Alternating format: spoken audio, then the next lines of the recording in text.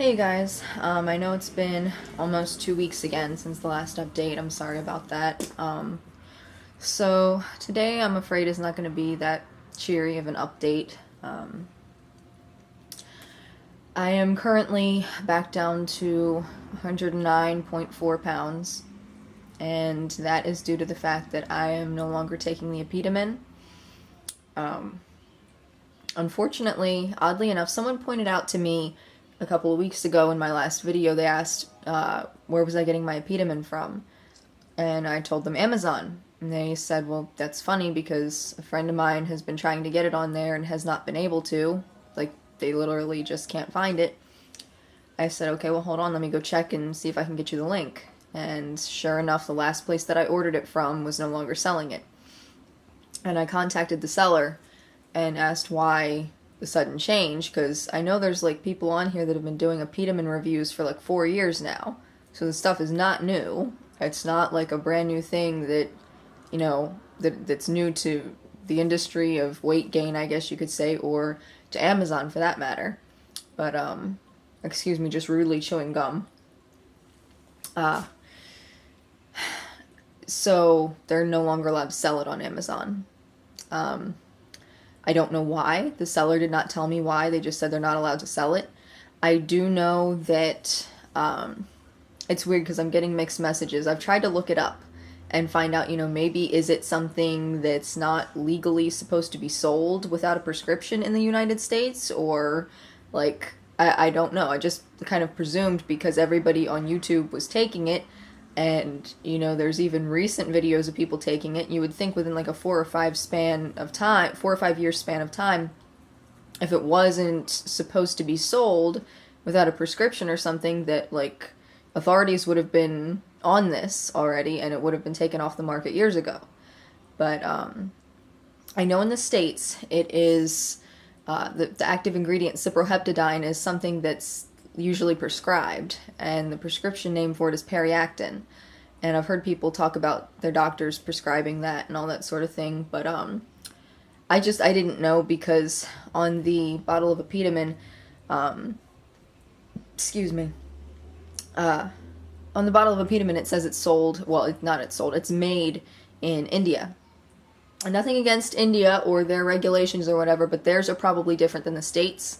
So it just kind of got me thinking, maybe ordering a drug that's supposed to be a prescription from another country over here, maybe that's not a good idea. And, just for extra precautionary reasons, I'm not going to be ordering it again probably. But I do have, I know I've been saying it for like a month that I was going to, make a doctor's appointment and see if I could get it in prescription form, in the form of Periactin. And so I finally got my medical insurance and stuff like that straightened out. So I made an appointment today. I'm going to be going to the doctor on Wednesday to find out, if she'd be willing to prescribe that for me. Because, like, literally my appetite is right back down where it was.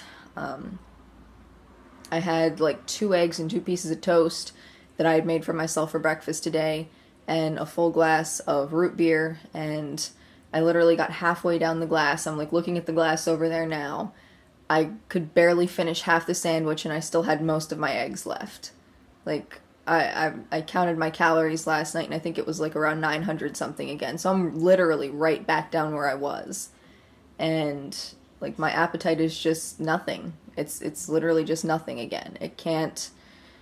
I don't have the appetite to sustain the amount of calories I need to take in order to sustain being strong and healthy, let alone any, physical attributes that I was liking, that I was starting to get. And I'm still in my size 6 pants. I don't know if I told you guys before, but, or in my last video, but I did have to go up a few sizes. When I first moved back to where I'm at right now, I was in a size 0 pants, and then I went up to a 3, and I stayed at a 3 for the longest time. Like, I haven't moved past a 3 in years. And so just recently I had to go up to a size 6 in pants, which is an amazing milestone for me because I've never worn size 6s before. I'm still in those. They are just a teensy bit looser now that I've lost a couple of pounds. But I'm trying like hell to force myself to eat or drink something with calories in it, and it's just so hard for me. It's not just a lack of appetite, just eat whether you want to or not. For me, it's like I said, I have a stomach condition, and I've talked a little bit about it in my first video or two, and I'll probably, I'm getting ready for work as we speak. Well, supposed to be getting for work as we speak, but I'll make another video probably later tonight or tomorrow about my stomach condition, because I promised you guys that 2 months ago and never got around to it, and I know I still have not done pictures yet. And honestly, I'm just not, like, I don't take full body pictures in general. So I've been like looking around through my phone and on my computer trying to scrounge up a picture of me before I gained weight. God, there's like a food smell in here and it's disgusting. Anyway, I just can't find the pictures. So, excuse me. At some point, I will get in front of this camera in like a t-shirt and a pair of leggings or something, so you guys can basically see my figure, what I'm looking like at this point. Now that I'm back down to 109, I have another like 10 or 11 pounds to gain, I think. So in order to get to 120, yeah, 11 pounds. So it's discouraging because I was only 8 pounds away from my goal, because I got up to 112 at one point, and it just has not, I can't do it without the Epitamin. Like, my appetite is just completely gone. And my stomach condition that makes me basically chronically nauseated is just, it's aggravated, and that medicine was really helping. Like I said, I was already on medication to control the nausea, but the Epitamin really, really helped. Like, it didn't just cut the nausea, but it created an appetite where there wasn't one. And it made it so that I could actually stomach the food and not feel sick. So it was that whoever created it, I thank God for them, because it really is a miracle for people like me. And I don't know, I will hopefully give you guys an update sometime after Wednesday. If I'm praying, please you guys pray for me that, my doctor will agree to giving me that medication to help with my appetite, because I can't. And what's really discouraging is the thought that, like, even though, like, it's not I don't know, like a really dangerous drug or a really strong drug, like, I know there's some people that have to, like, chronically be on opioids or some kind of painkillers that are, like, really majorly addictive and harmful and all this sort of thing. I'm thankful it's nothing like that, but it's still just the idea that the second I get off of it, I'm right back to where I started. So this is basically kind of a life sentence type thing, where I'm gonna basically have to be stuck on this for the rest of my life if I want to maintain a healthy weight. I'm stuck with this. And don't get me wrong, I'm grateful for the medicine. I'm grateful for it. And like I said, I'm praying that she gives it to me. But it's just, I'd so much rather be able to just be normal. I hear all my friends all the time talking about how they're so hungry and they can't stop eating and they love food, and it's just like, at this point it's like, I wish I could love food. I wish my appetite was where I want it to be. I wish that I could just sit there and say, oh yeah, I ate like a pig today. Like, shit, I ate like a dang bird today, okay? It's not, it's just very discouraging. Like, I hope you guys don't have to ever go through this. I hope that your weight gain journey is a lot easier for you than mine is for me. I pray that whatever it is that's caused you to have a low appetite, that it just, you can maybe take the medicine, talk to your doctor about it, take the medicine, and get up to your ideal weight and just maintain your appetite. I hope and pray that it's never anything like what I'm dealing with, because this is truly miserable. And it's miserable on a physical level in the way that my health I feel very weak. I feel very tired, very shaky. My digestive system is just, ugh. I can see it in my eyes. I can see it in my skin. When I haven't eaten enough, I can just see when my body is crying out, we need nourishment, we need calories, we need protein, we need fat. And I can't give that to myself right now the way that I need it. It's like trying to run a truck that's built to run on a 40-gallon tank of gas on a 20-gallon or less, and expecting it to run and perform as it was created to. It just doesn't work. And, you know, it's just miserable. It's like constantly knowing that you're starving and seeing a plate of food in front of you and not being able to eat it. It's like putting a hamster on a wheel and holding a big juicy steak in front of it and having it run perpetually trying to get to that steak. It's just not going to happen.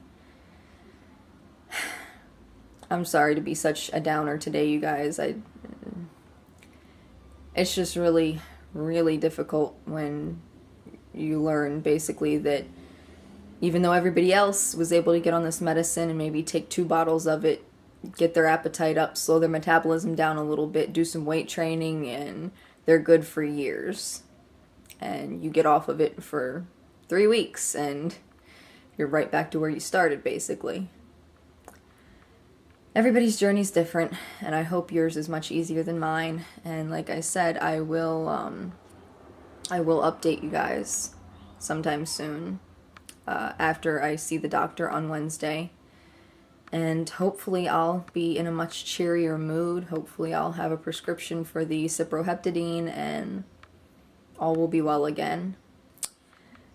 On a brighter note, I also went up a bra size. So now instead of a 32B, I'm a 32... No, technically I was never a 32 anything, but 32s are basically the smallest size that any regular store will sell.